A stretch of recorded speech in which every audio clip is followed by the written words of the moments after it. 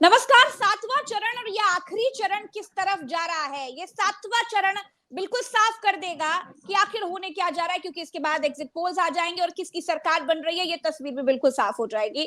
तमाम exit polls आने लग जाएंगे, लेकिन सबसे पहले आज हमारे साथ अशोक वानखेड़े सर है, राजनीतिक विश्लेषक और वरिष्ठ पत्रकार। अशोक वानखेड़े सर का एग्जिट पोल क्या कहता है, ये जानने के लिए देश भर की नजरें गड़ी हुई है हमारे चैनल पर, इसलिए बिना देर किए मैं अशोक सर आपका स्वागत करती हूँ और सबसे पहले ये जानना चाहूंगी कि आपका एग्जिट पोल क्या कहता है, जो सातवां चरण है ये किसकी तरफ जा रहा है, और ओवरऑल आपका एग्जिट पोल क्या कहता है, ये मैं आपसे जानना चाहूंगी। देखिए प्रज्ञा जी, पहले चरण से जो स्लाइडिंग शुरू हुआ वो स्लाइडिंग रुकने का नाम नहीं ले रहा था, और सातवें चरण में कोई मुझे ज्यादा बदलाव नहीं लगता। खासकर उत्तर प्रदेश में जो सातवें चरण में पिछली बार 25 सीटें थी इनके पास। यदि मैं पिछले इसकी बात करूं, पिछले जो 57 सीटों पे जो बात हो रही है उसमें 25 सीटें बीजेपी के पास थी, टीएमसी के पास 9 थी, बीजू जनता दल के पास 4 थी, जनता दल यूनाइटेड से 2 थी, अपना दल के पास 2 थी, जेएमएम के पास 1 थी। ये था। इस 25 में से 5 सीट तो मिनिमम नुकसान है ही बीजेपी को, और वो जो 5 सीट का नुकसान है वो मुझे खासकर उत्तर प्रदेश से दिखाई देता है, जो मेजर नुकसान है उनका, क्योंकि यहीं पे उनका प्रेजेंस था। उत्तर प्रदेश में अच्छी खासी सीटें आ गई थी पिछली बार इस जगह पे। उत्तर प्रदेश की 13 सीटों में 5 सीटों का नुकसान सीधा तौर पर आप देख रहे हैं। सीधा सीधा तौर पर मुझे दिखता है। ये मैं बहुत ही कंजर्वेटिव करके बड़ा दिल खोल के दे रहा हूँ, मतलब अंध भक्तों को ज्यादा दुखी न करते हुए मैंने ये 5 सीटें बोली। मैं और नीचे जाऊंगा तो शायद वो गालियां देना शुरू कर देंगे कुल मिला के, क्योंकि कई ऐसे अभी तो पहले तो लोग इसमें गालियां देते थे नीचे, अब कुछ ट्रोलर्स ने वीडियो बनाना शुरू कर दिए बाकायदा नाम से कि अशोक वानखेड़े कहाँ जाएगा 4 तारीख को हम देखते हैं, और ये देश को भड़का रहे हैं, ये अराजकता फैला रहे। कई एक हमारे मित्र है पाठक, उनके ऊपर तो अराजकता भड़काने पे एक केस भी दायर हो गया, शायद कोई पुलिस ने एफआईआर भी दायर की कि आप अराजकता कर रहे हैं, जब उसने बोला कि यदि जनता चुनाव लड़ रही है और यदि विपरीत आ गए नतीजे, जैसा कि चुनाव आयोग का खेल चल रहा है, तो फिर जनता भड़केगी। तो उस पे कई लोगों ने, मैंने खुद कहा था, मैंने शायद आपके चैनल पे भी कहा था और रिस्पॉन्सिबिलिटी लेते हुए कहा था कि ये मैं रिस्पॉन्सिबिलिटी से बोल रहा हूँ अपने इस पे, ताकि कोई कल केस हो तो मुझ पे हो, जबरदस्ती चैनल को मत घसीटे। तो मैंने तब भी कहा था कि सेना अध्यक्ष का आपने जो एक्सटेंशन दिया वो एक कई जगह सिक्योरिटी बदली पार्लियामेंट की, चाहते क्या है प्रधानमंत्री? ये सारी चीजें 4 तारीख के बाद क्यों नहीं कर सकते थे? ऐसा क्या जरूरी था? एक्सटेंशन ऑफ 1 साल का एक्सटेंशन दे दिया आपने डीआरडीओ को। सुना मैंने फाइल 1 महीने के लिए गई थी लेकिन 1 साल का हो गया। ये तमाम बातें, कल कुछ ज्वाइंट सेक्रेटरीज के तबादले हुए, ये क्यों हो रहे हैं? आपको इतनी जल्दी क्या है? इंतजार करें 4 तारीख का सरकार, क्योंकि ये सरकार केयरटेकिंग सरकार है। सवाल ये है, तो फिर कहीं आपको डर तो नहीं है कि अल्पमत में सरकार चलाना पड़े, लोग नाराज हो जाए तो उनको कैसा टैकल करना? चुनाव आयोग के आयुक्त को, और ये सवाल तो जनता के सवाल है सर, तो ये सिर्फ जनता के सवाल है। क्यों है? मैं इस देश का शहरी हूँ, देश का नागरिक हूँ, और जितनी चिंता नरेंद्र मोदी को देश के लिए है उतनी चिंता मुझे भी होनी चाहिए। मैं टैक्स भी देता हूँ और मैं खर्चा नहीं करता। मोदी जी तो खर्चा करते हैं, हमारे टैक्स पेयर्स का पैसा खर्चा करते हो। उनका तो सारा खाना वाना सब वहीं से होता है, घूमना फिरना सब वहीं से होता है। अभी वो जो ध्यान करने गए उसमें भी सरकारी पैसा लगा है, हमारा टैक्स पेयर का पैसा लगा है। मैं तो कोई टैक्स पेयर्स का पैसा नहीं करता हूँ, मैं तो इस देश को टैक्स देता हूँ और अच्छा खासा टैक्स देता हूँ। तो कुल मिलाकर सवाल पूछने का अधिकार मेरा है, भी मुझे अधिकार दिए हैं, और ये अधिकार जो लोगों को मिले हैं, जनता को जो अधिकार मिले हैं संविधान ने जो दिए है, वही नरेंद्र मोदी के लिए बहुत खटक रहे हैं। जो हम संविधान बदल की बात करते हैं वही करते हैं। अच्छा, मोदी जी कह रहे 4 जून के बाद भूचाल आ जाएगा, भूचाल आ जाएगा। मोदी जी भी धमकी दे रहे कि 4 जून के बाद मैं देख लेता हूँ तुमको। इसमें तो भूचाल आ जाएगा, बदल देंगे 4 जून के बाद, क्या करेंगे? कुछ भी करेंगे। 4 जून के बाद अल्पमत में सरकार आई तो वो भी बना लेंगे। यदि भाजपा में कोई मर्द नहीं निकला कि जिसने कहा कि मोदी जी यदि ये सीटें कम आई तो इसकी जिम्मेदारी आप ले लीजिए।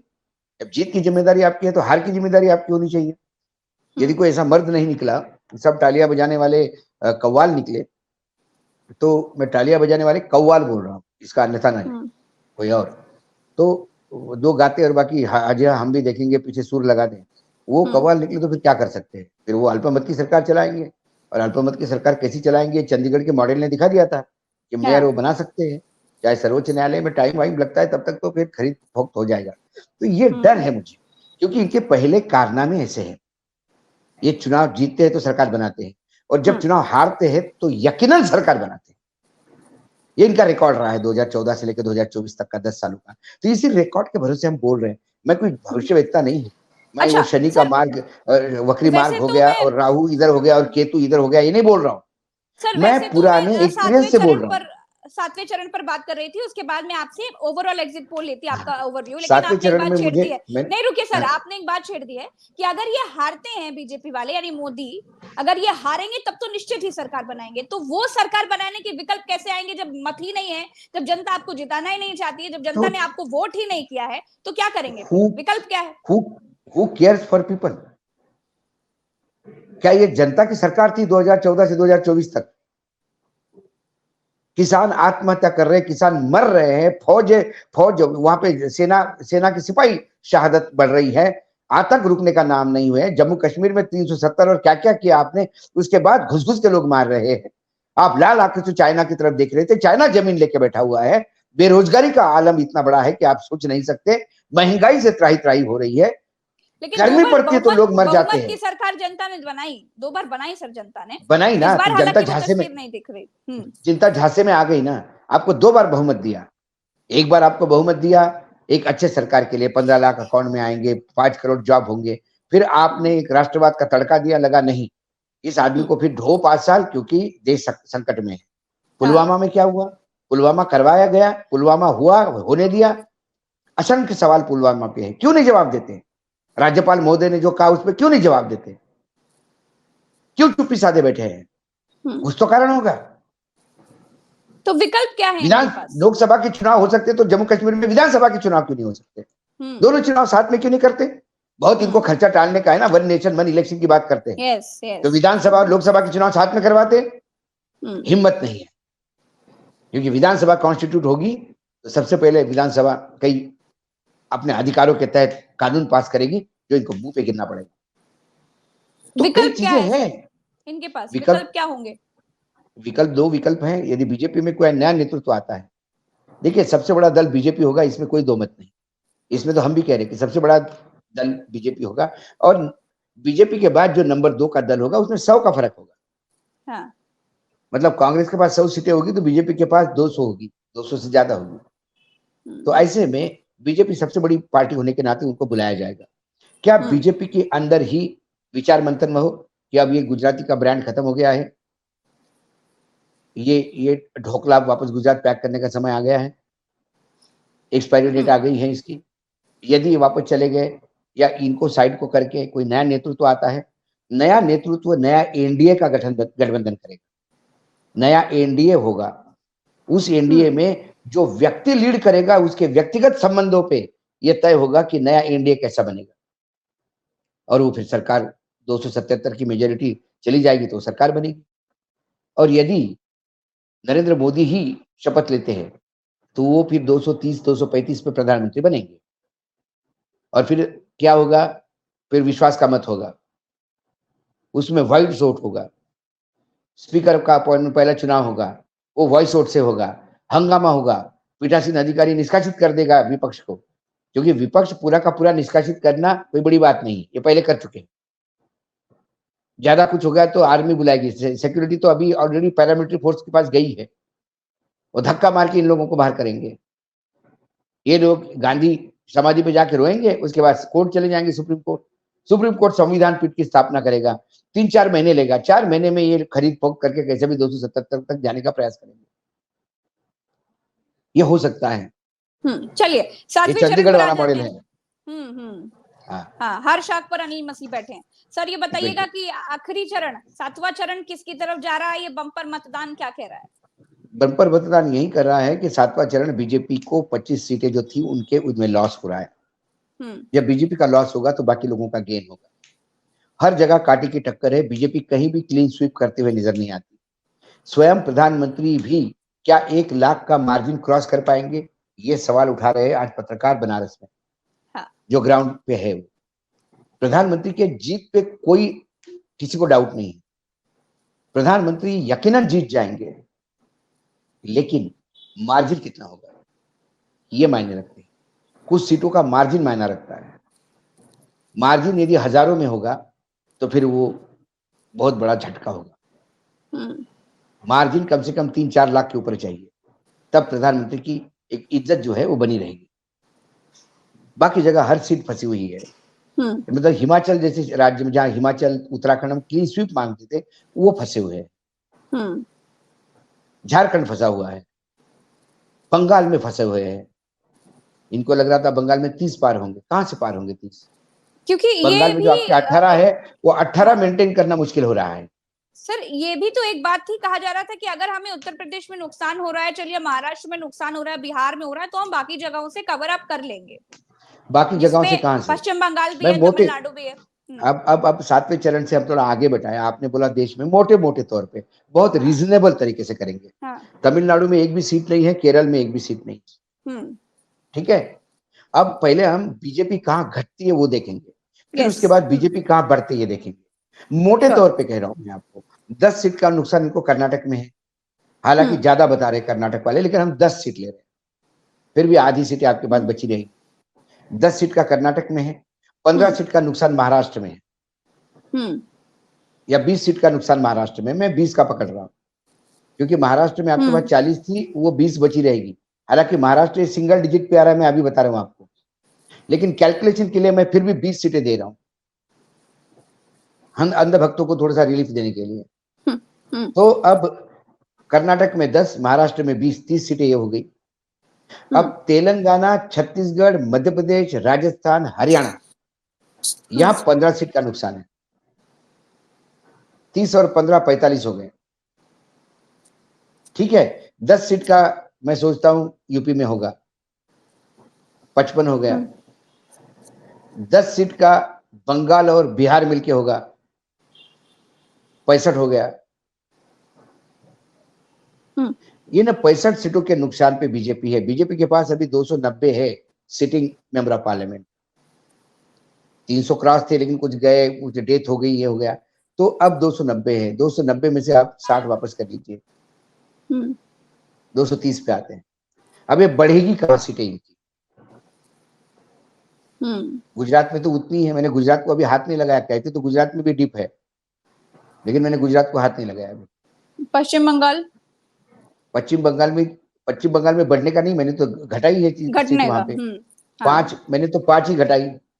तमिलनाडु में, भाई बिहार और में, तमिलनाडु में तो सवाल ही नहीं उठता। इनकी बढ़ेगी तो आंध्र प्रदेश में बढ़ेगी। आंध्र प्रदेश में कहाँ बढ़ेगी? क्योंकि टीडीपी के साथ ये है, 6 सीटों पे लड़ रहे हैं, वहां 2 सीटों पे आने की चांस है, 2 सीटें वहां बढ़ती हैं। तो आप इधर 60 में से 2 करो तो भी 58 रहते हैं। तो आपकी सीट बढ़ कहाँ रही? आप 75 लेने की बात कर रहे हैं यूपी में। आप यूपी में बैठी है स्वयं प्रज्ञा जी, क्या 75 सीटें आ रही है यूपी में? पुराना सीटों का नंबर मैंने 10 ही सीट कम कर दी। लोग तो कहते यूपी में 40-40 तो नहीं दिखाई दे रहे, कहीं नहीं दिखाई दे रहा। तो मैंने बहुत रीजनेबल आपको लॉस दिया। जब पूरे देश ने नरेंद्र मोदी के पीछे खड़ा होके पुलवामा के बाद दबा के वोटिंग किया, तब यूपी ने 10 सीटें कम कर दी थी। आज तो पूरे देश उनका खिलाफ बात कर रहा है, तो अभी भी मैं 10 ही सीट कम कर रहा हूं। मैं बड़े दिल से सीटें कम कर रहा हूं। ये कोई रॉकेट साइंस नहीं है। ये एग्जॉटिक में ये नहीं कह रहा हूं आपको कि मंगल इधर ग्रह उधर चला गया और गुरु वक्र दृष्टि से देख रहा है और शनि इधर से उधर चला गया, दिशा बदल गया, स्वग्रह में है, दुश्मनों के घर में है। ये मैं कुछ नहीं बोल रहा हूँ। ये मैं उन चैनलों के लिए बोल देता हूँ कि जिनके पास शायद वो लोग नहीं है जो लोगों की नब्ज जानना पाए। जो लोग पुरुषार्थ पे काम नहीं करते, वो भविष्य के पंडितों के पास चले जाते कुंडली लेके। पुरुषार्थ करने वाले हाथ की लाइनें बदल देते हैं।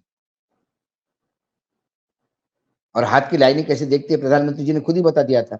रेलवे में जगह नहीं मिलती तो कैसा वो झांसा देके लोगों को बताते थे यूं ही कि मुझे हाथ देखना आता है, उसके भरोसे समोसे खा के और जगह बना के आ जाते थे। तो कुल मिलाकर तपस्या करने चले गए हैं, तपस्या करने चले, तपस्या करने चले गए, और विपक्ष के हम देख रहे हैं कि उन्होंने मीटिंग बुलाई है, प्रधानमंत्री के नाम की चर्चा होगी खड़गे ने 1 जून को, यानी कि बिल्कुल वो बुलाई है। और वो उनका जो ध्यान है बड़ा अजीब ध्यान है। हमने तो ऐसा पहला ध्यान, मोदी जी का, हमने तो ये देखा था कि ध्यान लगाने के लिए लोग हिमालय में जाते हैं, गुफाओं में ध्यान लगाते हैं, घोर जंगल में जाते हैं जहाँ कोई नहीं आता, किरण नहीं आती सूर्य की, वहां बैठ के ध्यान करते हैं। तब जाके आपको कुछ चीजें मिलती है। सालों बाद ध्यान करने के बाद विवेकानंद जब गुरु ने बताया कि ध्यान का महत्व कैसा है, तो ध्यान करने के लिए वो पूरा देश पलटते हुए आखिर में कन्याकुमारी में उनको एक रॉक दिखा, एक बड़ा पत्थर दिखा समुद्र में। उसी टीले पे पत्थर पे जाके उन्होंने ध्यान लगाया। 25, 26, 27 3 दिन ध्यान लगाया दिसंबर के 1892 और जब जाके उन्हें लगा कि उन्हें कुछ मिला है और फिर एक इतिहास उन्होंने दोहराया। लेकिन उनको क्या तो मिला? मोदी जी भी कुछ लाइफ के पाने नहीं, के मैंने लिए ध्यान लगा रहे होंगे ना। आप विवेकानंद वहां गए इसलिए जा रहे हैं, तो विवेकानंद ने जो पाया कम से कम वो तो सुन लेते।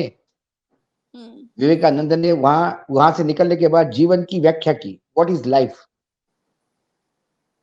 Life is love, hatred is death. प्रेम और स्नेह जिंदगी, ईर्ष्या करना, दुश्मनी करना, ये मृत्यु है। हमारे यहाँ प्रधानमंत्री विवेकानंद का नाम लेके गए जरूर, लेकिन ये विवेकानंद को पढ़ा नहीं उन्होंने।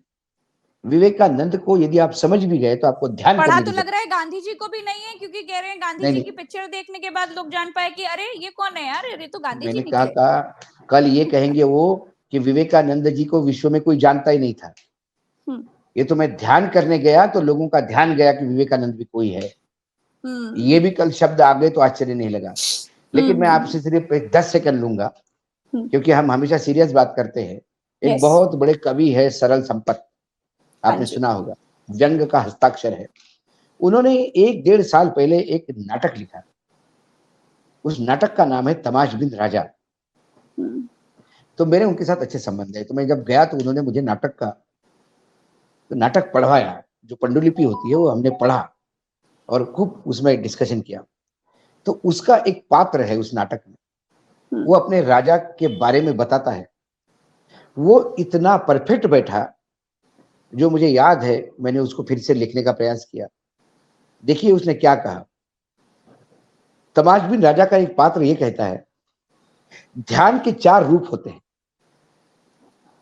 ध्यान लगाना, ध्यान रखना, ध्यान खींचना और ध्यान भटकाना। हमारा राजा संसार का ऐसा पहला ध्यानी है जो ध्यान के ये 4 रूप एक साथ साध रहा है।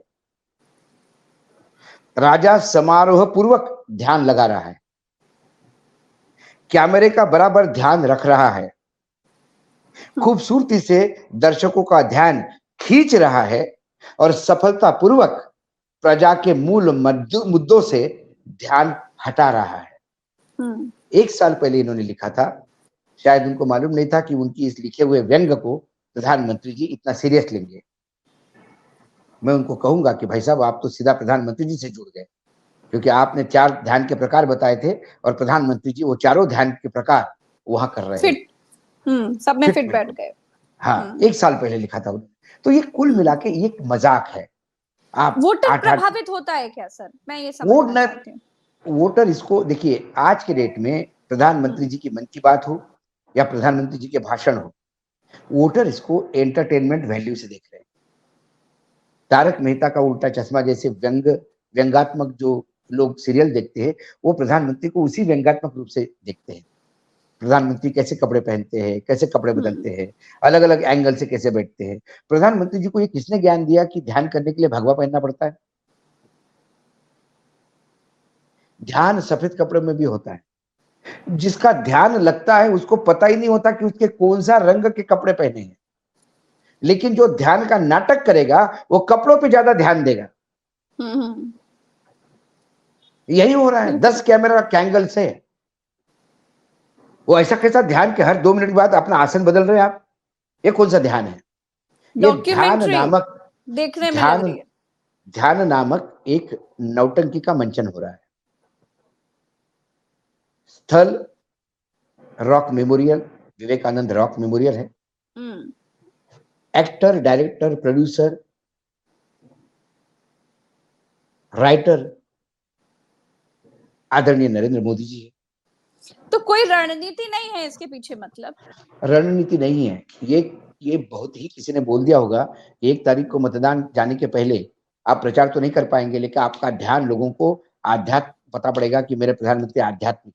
और गोदी मीडिया में 24 घंटे आप छाए भी रहेंगे। वो तो देखा ही ना, गोदी मीडिया तो देखा ही रहा है। उनके लिए प्रधानमंत्री का ध्यान महत्वपूर्ण है। और हीट वेव से सैकड़ों लोग मर गए हैं, गर्मी के कारण लोग इस देश में मर रहे हैं, और ये सरकारी पैसे पे ध्यान लगा रहे हैं। प्रधानमंत्री बताया कि ये पार्टी ने उनके ध्यान का खर्चा किया। प्रधानमंत्री बताए कौन करेगा इस ध्यान का खर्चा?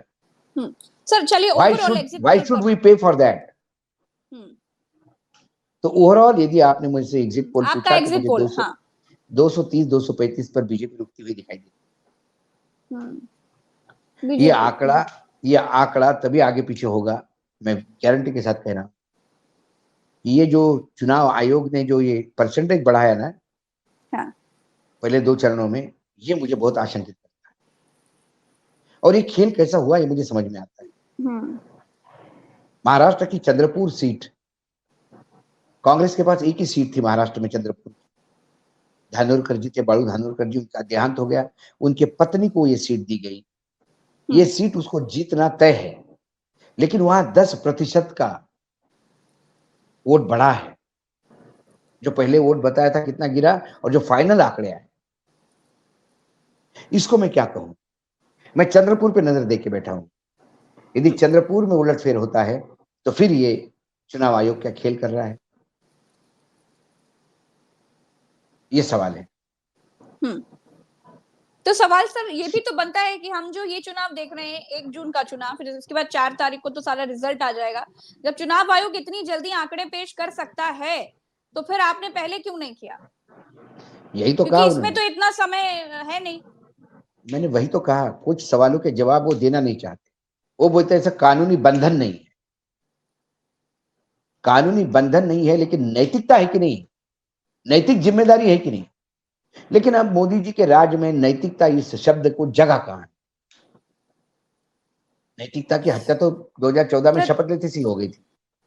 सर प्रधानमंत्री मोदी को हो क्या गया है अचानक से? इस तरह की उनके भाषण जो हम लगातार सुन रहे हैं, दूसरे चरण से जो हमने सुना शुरू किया, मंगलसूत्र, मटन, मछली, उसके बाद हम देख रहे हैं भैंस पर आ गए, फिर आपके मंगलसूत्र छीनेंगे, इतना सब करेंगे, फिर गांधी जी पर आ गए। क्या हो क्या गया है मोदी जी? मैं व्यंग्यात्मक नहीं कह रहा, मैं बहुत सीरियसली बोल रहा हूँ, और ये सीरियस मामला है। मैं मेरे प्रधानमंत्री जी के मानसिक स्वास्थ्य को लेकर बहुत चिंतित हूँ।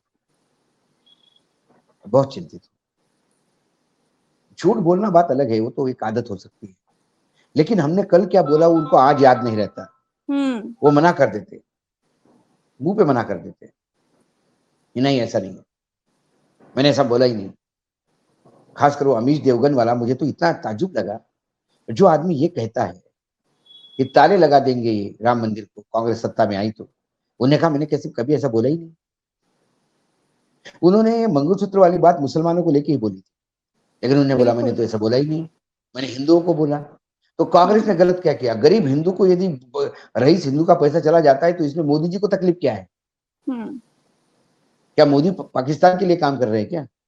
यदि मोदी हिंदुत्व का झंडा लेके चल रहे हैं तो फिर गरीब हिंदू के घर बच्चे पैदा हो गए तो क्या हुआ? मोदी जी के भी तो अपने भाई बहन इतने ही थे।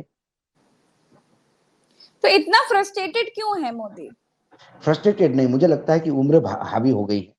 उम्र हावी होना और उसके बाद टेंशन होना, ये जो डर है कहीं चुनाव हार गया तो क्या, व्हाट, उसके बाद पूरे देश पे सवाल है कि who after Modi. Yes, Modi ji को सवाल है व्हाट आफ्टर पराजय, यस, व्हाट आफ्टर डिफीट। तो सर अब उसके लिए कहीं ना कहीं संतुलित नहीं है मामला। आरएसएस का रोल मैं ये तमाम भाजपाइयों को भी बोलना चाहता हूँ कि 4 तारीख के नतीजे कुछ भी आ जाए, प्रधानमंत्री जी के स्वास्थ्य के लेके मैं चिंतित हूँ। कोई भी नई सरकार आए उनको पूरा स्वास्थ्य लाभ देना चाहिए, क्योंकि वो प्रधानमंत्री है, 2 टर्म के प्रधानमंत्री है, लोगों ने जितवाया था उनको, वो मेरे और आपके भी प्रधानमंत्री। वो तो खुद को महामानव बताते हैं। नहीं, वो भगवान, मैंने वही तो है, अपने को भगवान बनाना, अपने अविनाशी। मैं बायोलॉजिकल में पैदा नहीं हुआ। जिस माँ के लिए उनके आंखों में आंसू थे, जिस माँ के लिए उन्होंने अपनी जिंदगी भर हर टाइम माँ को याद किया, उस माँ को माँ होने का ममतत्व उन्होंने छीन लिया उससे, ये बोल के मैं बायोलॉजिकल नहीं। मैं प्रकट हुआ हूँ। ये आदमी तब करता है जब आदमी थोड़ा भ्रमिष्ट हो जाता है, तो कोई ना कोई केमिकल लोचा हुआ है। So we need to look after his health. उन्हें हर ट्रीटमेंट चरण की से जरूरत पहले है ऐसा कोई सीरियसली। केमिकल लोचा दिखता है सर? हर चरण से नहीं पहले हम लोग ऐसे ही किसी केमिकल लोचा पर नहीं नहीं चर्चा नहीं, करते हैं? मैंने ऐसा हाँ। नहीं है प्रज्ञा जी, ये धीरे धीरे डिटोरिएट होता गया, हाँ हाँ, डिटोरिएट यस होता गया। यस पहले वो यस। फ्रस्ट्रेशन में विरोधी पार्टियों पे आरोप लगाते हुए टूट पड़ते थे। आरोप तो ठीक है, चलो आप किसी के बोलो कि मुस्लिम लीग का है, ये है, आरोप है। लेकिन बाद में आप कुछ बोलो, मना करो कि मैंने ऐसा बोला नहीं, फिर आप आध्यात्म पे चले जाओ, फिर आप अपने आप को भगवान का अवतार कहो, फिर फिर आप कहो कि मुजरा। मैं अविनाशी हूं, फिर मुजरे वाली बात करो, फिर पाकिस्तान वाली बात करो। अच्छा, मोदी जितना जी ने गांधी राहुल पर। गांधी के लिए पाकिस्तानियों ने अच्छा बोला है, उससे ज्यादा अच्छा मोदी जी के लिए पाकिस्तानी बोल रहे हैं। अपने नेताओं को उदाहरण दे रहे हैं मोदी जी का। तो इसका मतलब मोदी जी का पाकिस्तान का कनेक्शन है, ऐसा तो नहीं मानूंगा मैं। सर वो वो छोड़िए, बापू की भारत के बात कर तरफ लेते हैं। है। गांधी गांधी को लेकर मोदी ने जो बात कही, उसके पीछे कोई रणनीति है? क्योंकि 7वें चरण कोई से नहीं, पहले ये बात नहीं, कही ये मोदी ने। केमिकल लोचा वाली बात है, केमिकल अच्छा। लोचा वाली बात। हम्म उन्हें यह पता नहीं है कि गांधी फिल्म के निर्माण में भारत भी था। India national film development corporation was the को प्रोड्यूसर। हम सह निर्माता थे उस पिक्चर के। उन्होंने कहा कि एक अंग्रेज ने पिक्चर बनाई और गांधी को सारी दुनिया ने दिखाया। लेकिन ये तो देखिए बड़ी प्रज्ञा जी, मूर्खता वाली बात है सर। प्रज्ञा जी, प्रज्ञा बच्चा भी जी, स्कूल जाता है तो उसे मुझे गांधी बताइए। राष्ट्रपिता पता नहीं है। नहीं नहीं, वो छोड़ दीजिए। धोनी पे फिल्म बनती है, हाँ जी। क्यों बनती है? क्योंकि धोनी लोकप्रिय है। लोकप्रिय हम्म इंसान पे जब फिल्में बनती है तो, अच्छा ये ऐसा नहीं कि उनको पता नहीं था, मैं बता रहा हूं आपको, मैं केमिकल लोचा क्यों बोल रहा हूं। उनका एक हम्म। भाषण है जिसमें सुना वो है मैंने। कहते हैं कि पूरे विश्व में महात्मा गांधी जी का कितना आदर है, और Martin Luther king, Nelson Mandela जैसे लोग उनको गुरु मानते हैं। ये यस। मेरे प्रधानमंत्री को पता है। लेकिन मेरे प्रधानमंत्री बाद में केमिकल लोचा होने के बाद ये कहते हैं कि दुनिया में मार्टिन लूथर किंग और नेल्सन मंडेला को सब जानते हैं और गांधी जी को कोई नहीं। अरे जो लोग गांधी जी को अपना आध्यात्मिक गुरु मानते हैं, गांधी जी के मृत्यु के बाद मैंने तो एक स्टोरी की थी कि विश्व के कितने बड़े अखबारों में, सब अखबारों में, Washington Post, New York Times, Dawn, अपने पाकिस्तान का दुश्मन राज्य का देश का पेपर, जी। द गार्डियन, आयरिश टाइम, हर पेपर ने हेडलाइन बनाई थी महात्मा गांधी के मृत्यु को। अरे गहरे नरे खैरे नत्तू खैरे किसी को मालूम नहीं तो ऐसा नहीं। गांधी की लोकप्रियता को भूनने के लिए गांधी फिल्म बनाई थी। वो एक व्यापारी डिसीजन था, वो नफा नुकसान का डिसीजन था। और उन्होंने, जिन्होंने ये पिक्चर बनाई, उन्होंने अब्जों रुपए कमाए, सारे ऑस्कर अवार्ड्स लिए।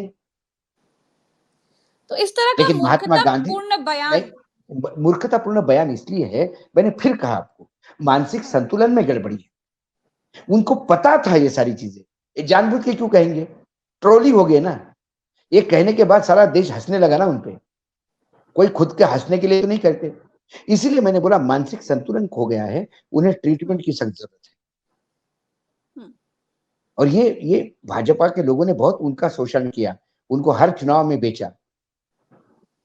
इस समय आ गया है कि अच्छा उनका कोई परिवार तो है नहीं, 143 करोड़ लोग उनका परिवार है। उन्होंने कहा तो उस अनुशंसा से मैं भी और आप भी एक परिवार का हिस्सा है।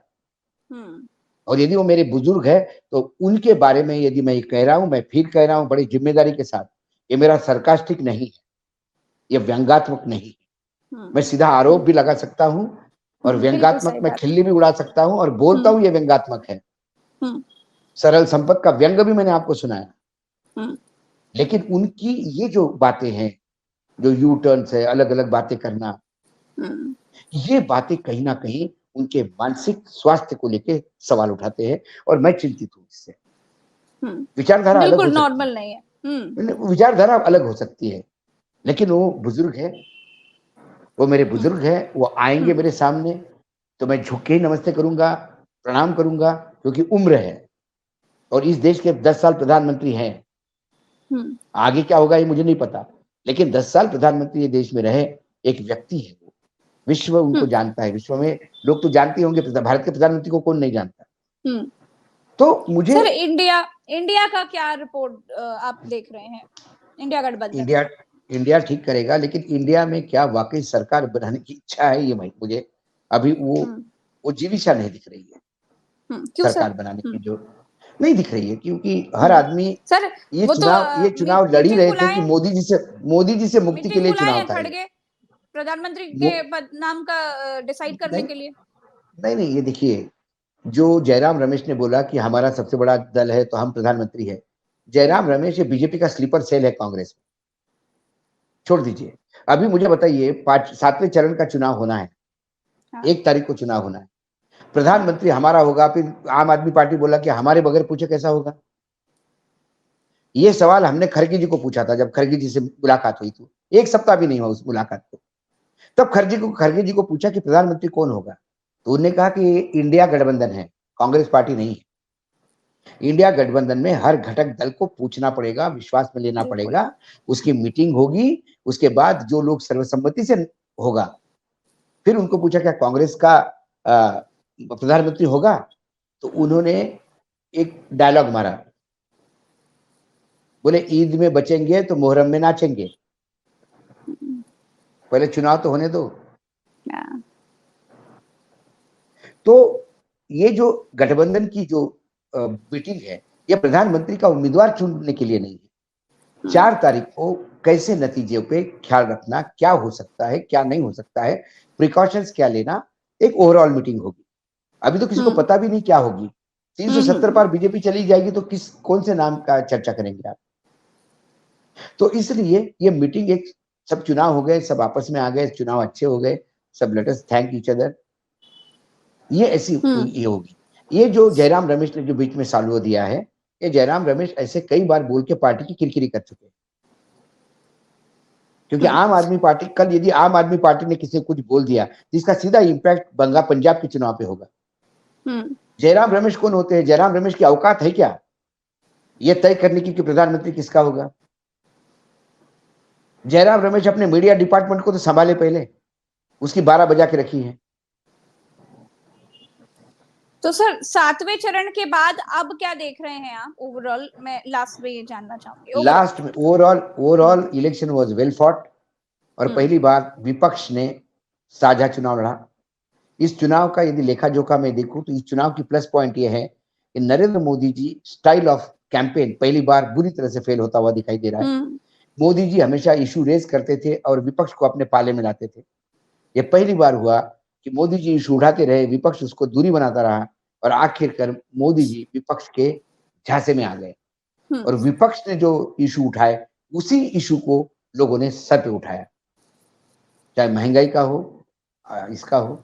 और इसका बैरोमीटर, विपक्ष जहां पैसे की कमी, अकाउंट फ्रीज, ईडी सीबीआई का डर, इसके बीच में लाखों की तादाद में 42 डिग्री टेम्परेचर में यदि हुजूम आता है जनता का सुनने, तो ये जनता कहीं ना कहीं अपनी पीड़ा को मिलते हुए शब्द का सम्मान करने पहुंची थी। दूसरी ओर प्रधानमंत्री जिनके पास किसी चीज की कमी नहीं, वहां पे कुर्सियां खाली होती थी।